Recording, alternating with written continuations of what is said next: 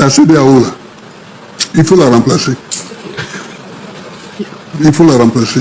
Il faut la changer. Les gens qui la dirigent en ce moment perdent de pied. Au fait, Monsieur le Président, pourquoi le coup d'État du Niger fait tant mal que les autres? On a assisté tranquillement aux autres coups d'État et à la mise en place des transitions. Qu'est-ce que tu penses? Pourquoi ça fait tant mal au Niger? C'est là qu'il faut creuser. C'est là qu'il faut creuser pour voir.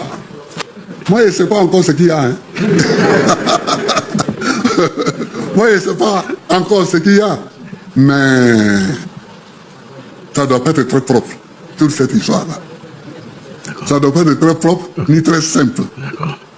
Ce qui se pose aujourd'hui au Niger est un bon cas d'école pour tous les Africains. Pour tous les Africains. C'est un bon cas d'école. Mais je crois que les Africains n'étudient pas assez l'histoire des autres peuples. C'est pourquoi ils sont souvent paniqués devant ce qui arrive. Les coups d'État, oh, il y en a beaucoup. Il y en a beaucoup. Il y a eu combien de coups d'État au Nigeria depuis l'indépendance? Il y a eu combien de coups d'État au Bénin? Il y a eu combien de coups d'État au Togo? Il y a eu combien de coups d'État au Ghana?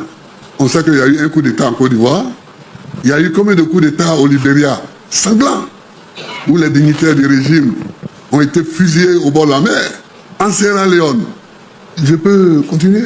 Tout ça, dans tous les pays de la CEDEAO, il y a eu combien de coups d'État? Nous vivons avec les coups d'État. Les coups d'État font partie de nos agendas politiques. Il ne faut pas se mentir. Il ne faut pas se mentir et croire que parce qu'on a élevé la voix et qu'on dit qu'on va aller envahir le Niger militairement, on va mettre fin au coup d'État. C'est faux. Ça, c'est la première chose que je voudrais affirmer. La deuxième chose que je vais affirmer, c'est que ceux qui disent qu'ils vont aller envahir le Niger, beaucoup d'entre eux sont des faiseurs de coups d'État. Quand ta constitution dit que tu as droit à 2 mandats, pas plus, et qu'au deuxième mandat, tu tripatouilles la constitution pour te faire un 3e mandat, puis un 4e, puis un 5e, qu'est-ce que tu fais là? C'est pas un coup d'État ça? C'est un coup d'État. Donc moi je vois des gens, il y en a même qui ont suspendu tous les partis d'opposition dans leur pays, et puis viennent, on va aller en guerre pour mettre la démocratie au Niger, et chez toi, et chez toi, vous voyez? Donc c'est un jeu de mensonges. Et c'est contre ça que je me révolte. Moi je connais Bazoum. Bazoum, c'est mon copain. Il ne faut pas mentir. Il ne faut pas mentir. On ment quand on laisse croire aux gens qu'on veut aller au Niger pour réinstaller Bazoum dans un fauteuil démocratique. Mais c'est faux. C'est pas pour ça qu'on va. C'est pas pour ça qu'on va. On est pistonné par derrière. Pistonné par derrière pour aller faire un coup pour l'uranium, le gaz, le pétrole, etc. Bazoum a été renversé. Il n'est pas le seul. Il n'est pas le premier à être renversé. Mais il faut se mettre en position pour discuter pour qu'il soit libéré. Pour qu'il soit libéré. Mais lui faire croire qu'on va le réinstaller au pouvoir, on lui ment. On lui ment, le coup d'État est consommé. Moi, c'est ça qui est ma position. Je ne connais pas Soum, je connais Youssouf, tout ça. Je les connais. C'est tous mes copains. Au fait, Monsieur le Président, pourquoi le coup d'État du Niger fait tant mal que les autres? On a assisté tranquillement aux autres coups d'État et à la mise en place des transitions. Qu'est-ce que tu penses? Pourquoi ça fait tant mal au Niger? C'est là qu'il faut creuser. C'est là qu'il faut creuser pour voir. Moi, je ne sais pas encore ce qu'il y a. Hein.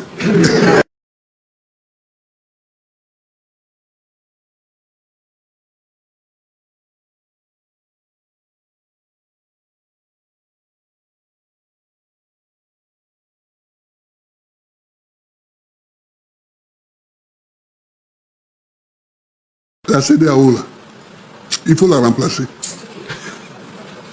Il faut la remplacer. Il faut la changer. Les gens qui la dirigent en ce moment perdent de pied. Et ce sont les gens d'une certaine tendance qui parlent le plus fort. Première chose.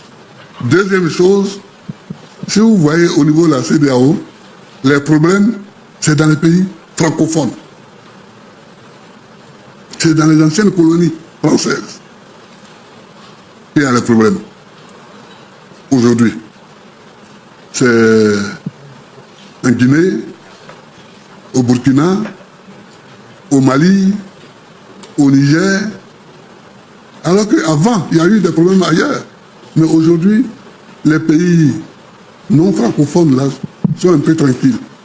Même dans le reste de l'Afrique, les pays non francophones sont un peu tranquilles. Mais c'est dans les pays francophones là. Ah là là.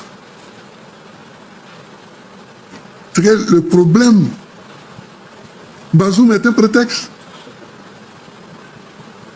Bazoum, c'est un petit gars dans la lanise. C'est un prétexte. C'est un prétexte. Il faut qu'on milite pour que Bazoum soit libéré. Qu'un chef d'État de la région ou d'ailleurs accepte de le recevoir, lui et sa famille. Et comme ça, on aura vidé la partie émotionnelle. Moi, vous savez ce que je souhaite que la CEDEAO fasse? Je souhaite que sa force en attente là. Moi, j'ai rigolé l'autre jour. Quand j'écoutais mon président parler, quand il dit oui, moi je vais envoyer un bataillon. Un bataillon, ce n'est rien pour aller faire une guerre. Un bataillon. Peut-être comme il n'a pas fait l'armée, oui. Que moi je suis sergent, j'ai fait l'armée. Vous savez, je souhaite que cette force en attente dont ils ont parlé, qu'elle soit mobilisée et que les chefs d'état-major se réunissent pour faire un plan de lutte contre les terroristes. Les jours où on me dit que la CEDEAO s'est réunie et a décidé de lancer une vaste offensive contre les terroristes en Afrique de l'Ouest, et que les chefs d'état-major ont pris la décision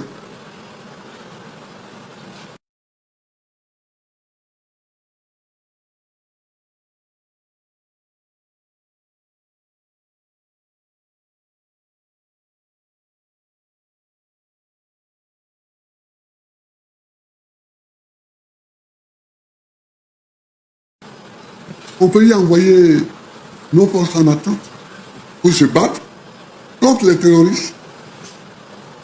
C'est ça que j'attends de la CEDEAO.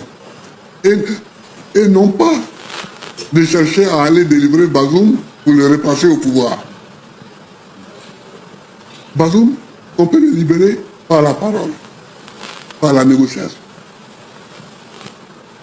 Mais ce qu'il faut faire, c'est d'envoyer les forces combattantes pour pourchasser les terroristes sur toute la superficie de l'Afrique de l'Ouest. C'est ça que j'attends. Vous voyez,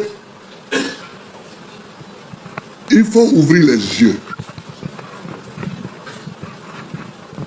et ne pas prendre toujours les évidences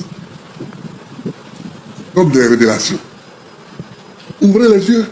Où il y a eu des coups d'État en ce moment-ci. C'est en Guinée, c'est au Mali, c'est au Burkina Faso. Le Niger. Et c'est au Niger. Ce sont 4 pays quoi? 4 pays francophones. Bon, ça c'est une évidence, on le voit. Alors ne prenez pas ça pour une révélation que je vous fais. Parce que vous-même, vous pouvez le constater et le voir. C'est ça. Ce sont 4 pays francophones. Quand je dis qu'il y a le piston derrière, aujourd'hui, là, remarquez bien. Quels sont ceux qui parlent